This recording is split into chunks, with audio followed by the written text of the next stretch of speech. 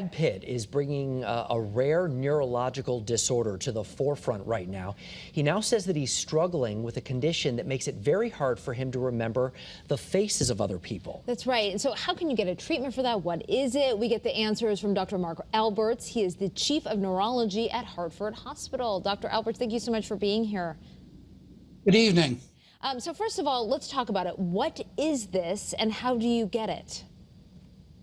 Right, the formal name is called prosopagnosia or facial blindness. What it is that it's a difficulty with your mind, your brain, recognizing the faces of people. It's a very rare, very unusual disorder. Typically, the most common thing is that folks are just born with it. That's called developmental disease. Or they could acquire it from a stroke, a head injury, a brain tumor, something like that.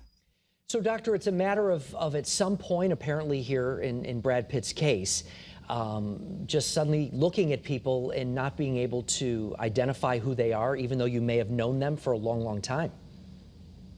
That's absolutely correct. If this is acquired because of some brain injury or some insult that he's had, yes. And so what are the treatments for that? Especially as an actor, I can imagine that might be difficult when you have co-stars, you're dealing, I mean, someone like him, one of the most recognizable people on the planet, people talking to him all the time. Yeah, how do you cope with something like this? Yeah, you're absolutely right, Stephanie. It's very debilitating because you can't recognize somebody that you may have known for 10 or 20 years, and people come up to you and they introduce themselves and you frankly don't know who they are. There is no good medical treatment for this. There's some types of rehabilitation where you train people to recognize like somebody's eyes or their nose. Sometimes they can recognize them by their hairdo, for example.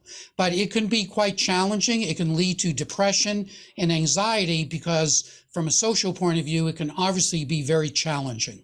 Doctor, what advice would you give people who maybe at home think they're experiencing some of these symptoms? And really, how common is this? It's a relatively rare disease, Mark, and as we were talking about, you can be born with it, and then perhaps as you get older, it becomes more apparent or more debilitating.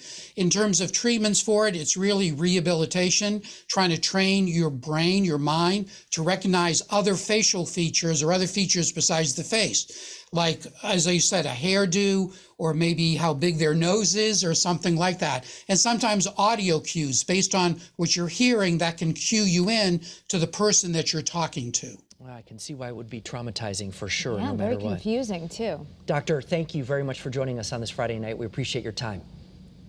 Thank you.